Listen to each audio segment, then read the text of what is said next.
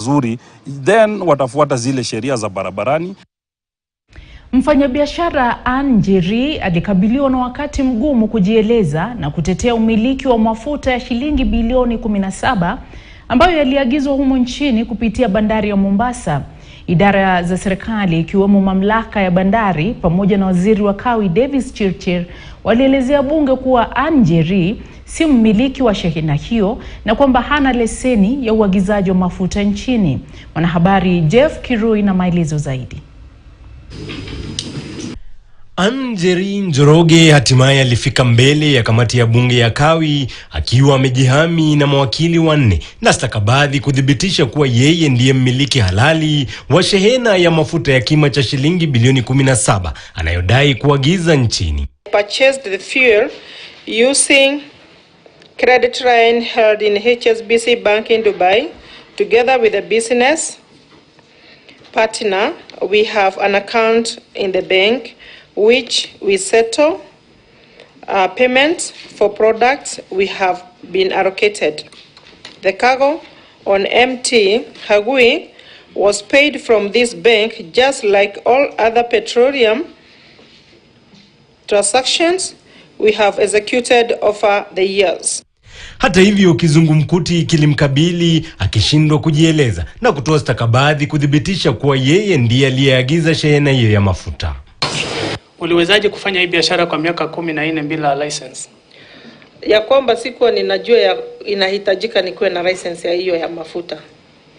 Lakini umesema tayari umefanya hiyo biashara kwa miaka 14. Yeah, niko na license ya General Commodities which is include product zote, lakini hii ya energy sikuelewa ya kwamba ilikuwa inahitajika, na wakati niliambiwa inahitajika nilichukua jukumu ya kufanya application na nika apply kwa April.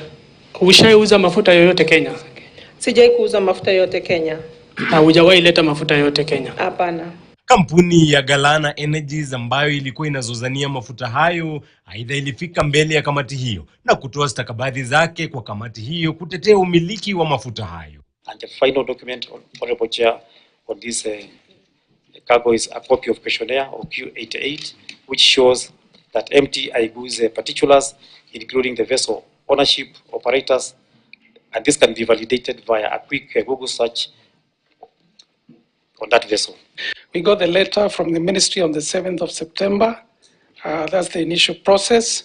The loading took place between 26th to 28th of September, and the ship was here on the 30th of, so it left 30th and it was here on 11th of October. Mamlaka ya bandari aidha ilitoa stakabadhi kuonyesha jinsi meli iliyokuwa ikisafirisha mafuta hayo ilivyosafiri, hata kueleza kamati kwa kampuni ya Galana Energies ililipa ada ya shehena hiyo bandarini.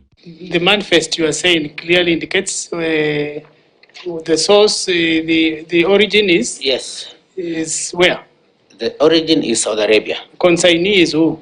The consignee is Galana Energies.